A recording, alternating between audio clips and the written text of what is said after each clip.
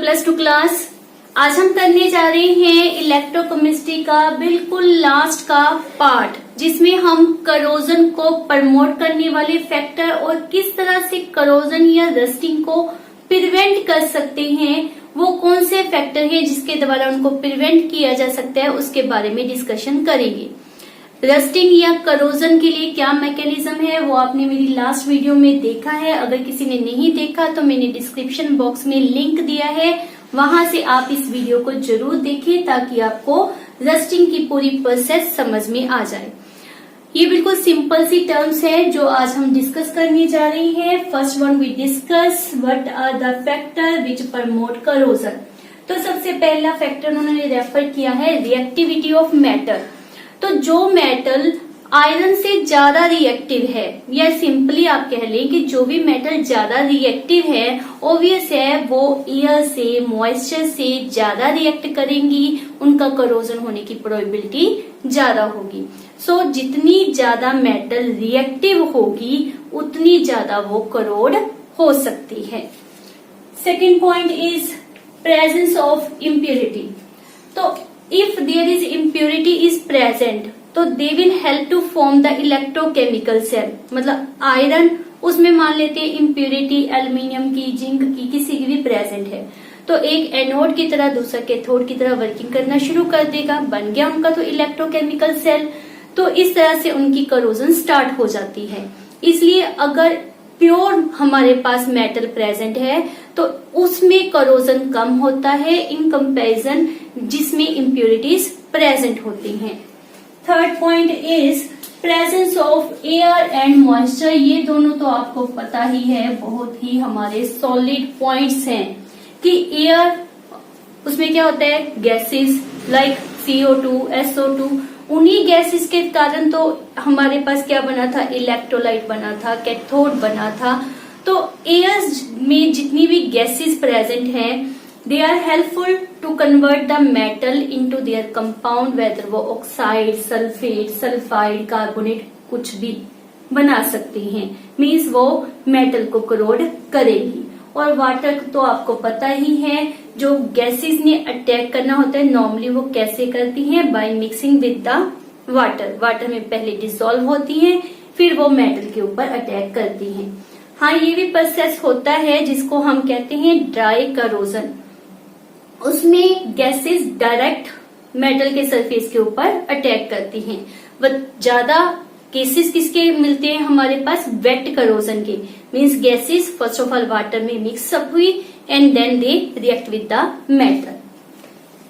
Next is एक बात और यहाँ पर कि अगर आप आयरन के पीस को ही ले लेते हैं, प्लेस इन द वैक्यूम, मतलब ना उसमें एयर है, ना उसमें मॉइस्चर है, ना ही किसी तरह की इम्प्योरिटी है, प्योर आयरन नेल्स ली और उसको मैंने वैक्यूम में प्लेस कर दिया, तो क्या उसका करोजन होगा? नो, बिकॉज मैंने इन सभी पॉइंट्स को रिमूव कर दिया।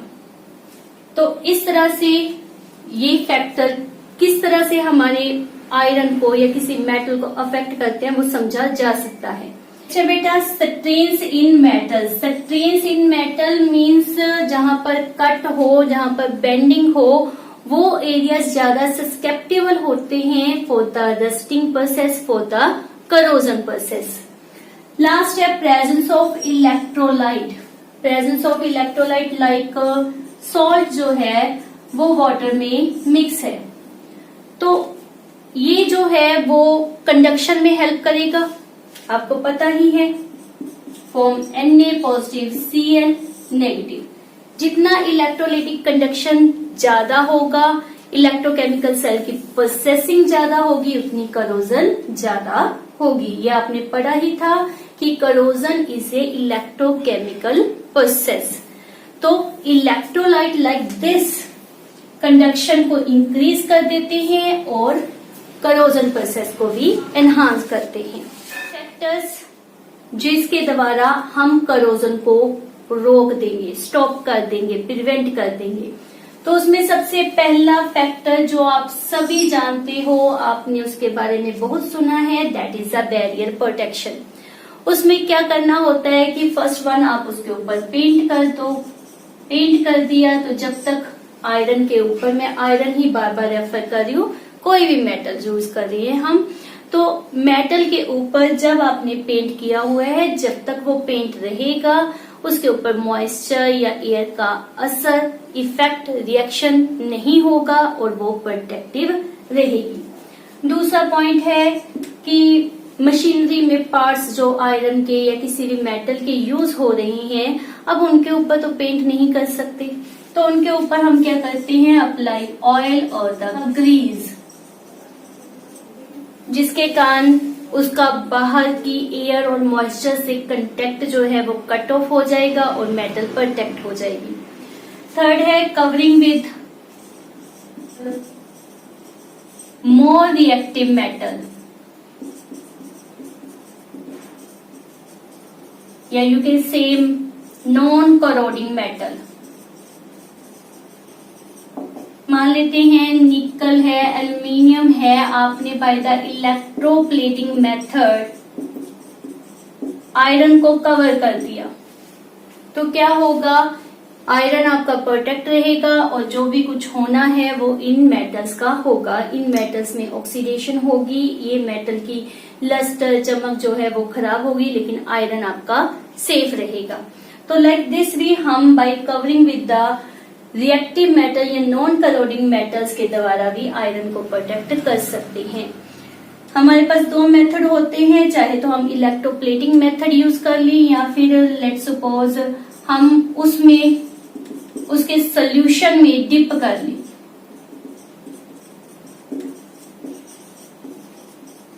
लाइक जिंक का सोल्यूशन ले लिया, उसमें आयरन के पीस को डिप कर दिया, तो इस तरह से भी उसके ऊपर कोटिंग हो जाएगी और हमारा आयरन प्रोटेक्ट हो जाएगा।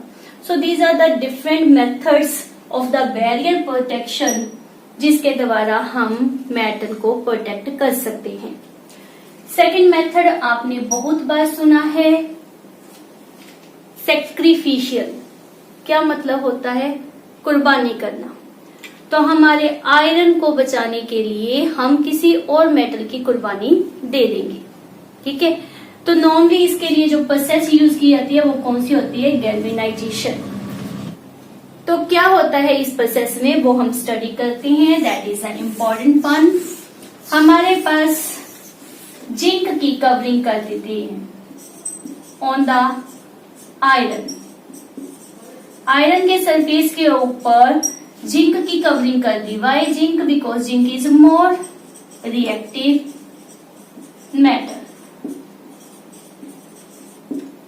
इलेक्ट्रोकेमिकल सीरीज इस चैप्टर में आपने की थी, वहां पर आपने पढ़ा था, इसकी वैल्यू थी -0.44 और इसकी हमने वैल्यू की थी -0.76।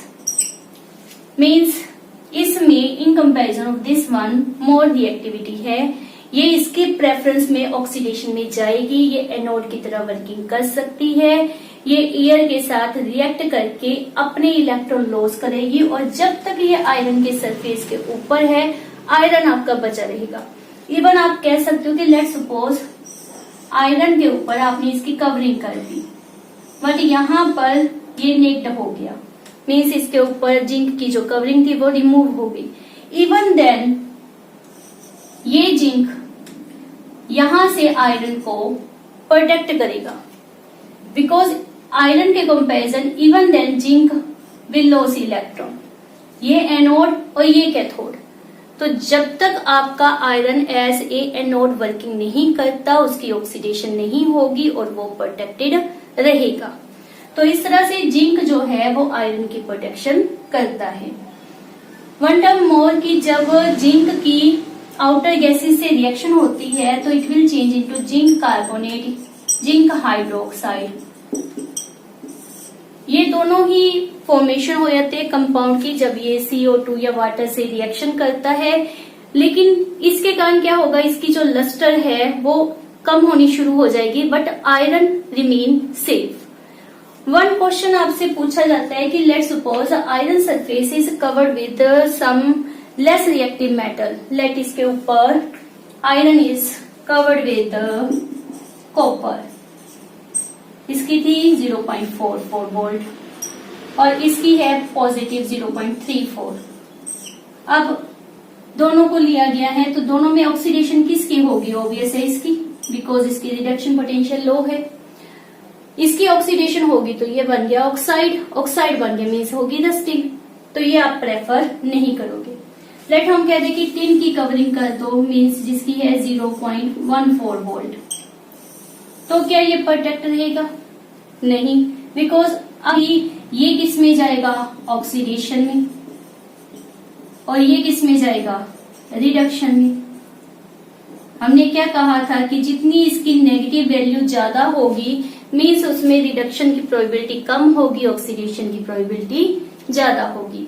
तो अगेन देन वही हमारे पास प्रॉब्लम आ रही है कि ये ऑक्सीडेशन में जा रहा है, ये रस्टिंग में रिडक्शन में जा रहा है, तो वही प्रॉब्लम क्रिएट हो गई। इसलिए टिन या कॉपर की कवरिंग करने का हमें नुकसान है। हमने कवरिंग किसकी करनी है? जिसकी reduction potential in comparison of iron कम हो, ठीक है, ताकि वो ऑक्सीडेशन में जा सके। तो this is galvanisation process, covering of the zinc over the surface of the iron is called as galvanisation. Next है इलेक्ट्रिकल प्रोटेक्शन और also called as cathodic protection, means जो आयरन है उसको बना दो कैथोड और कोई भी उसके कंपैरिजन ऐसी मेटल ले लो जो एक्ट कर सके एज एनोड। जब आयरन आपका कैथोड बन गया मींस उसके ऊपर रिडक्शन हो सकती है, ऑक्सीडेशन नहीं हो सकती, तो वो आपका क्या हो गया? प्रोटेक्ट। ये मेथड नॉर्मली अंडरग्राउंड पाइप्स के लिए यूज किया जाता है। किस तरह से इसको यूज करते हैं? Let's suppose this is iron pipe और मेटल जो हमने यूज की दैट इज मैग्नीशियम। मैग्नीशियम को चाहे आयरन की पाइप के साथ डायरेक्टली हम अटैच कर दें या विद द वायर्स हमने अटैच कर दी।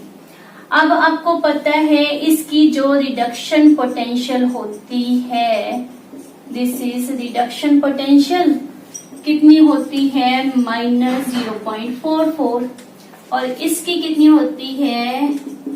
Mg2 पॉजिटिव, Mg माइनस -2.37 है ना। तो अब दोनों को अटैच किया गया है, दोनों में विच वन अंडरगो ऑक्सीडेशन, किसकी रिडक्शन पोटेंशियल लो है? इसकी। So it act as anode undergo oxidation change into this one और ये दो इलेक्ट्रॉन जो है विद द वायर यहाँ पहुंच जाएंगे आयरन के अराउंड जो मॉइस्ट सॉइल है उसमें क्या प्रेजेंट होगा? H पॉजिटिव आयन O2 और वो क्या करेंगे? इन इलेक्ट्रॉन को ले लेंगे और क्या बना लेंगे? वाटर, जो हमने पहले भी किया था, लाइक दिस वन, है ना।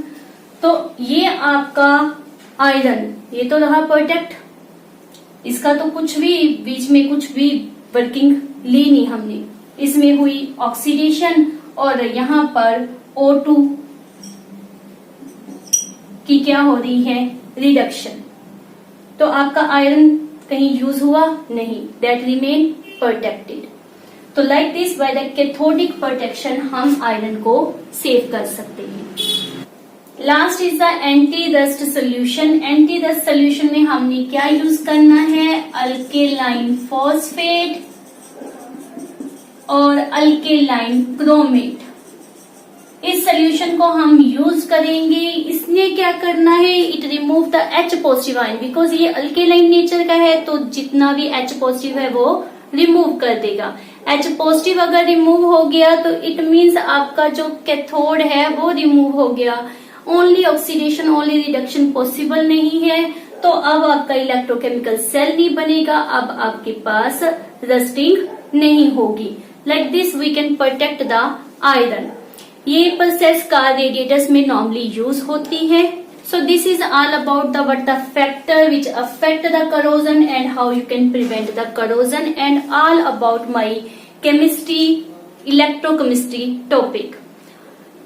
आई थिंक कोई भी ऐसा टॉपिक नहीं है जिसको I have not touched. If any doubt then please refer me in the comment box and मेरी वीडियो को लाइक, शेयर एंड सब्सक्राइब जरूर करें। बेल आइकन को प्रेस करें ताकि कोई भी न्यू नोटिफिकेशन आने पर आपको पता चल जाए।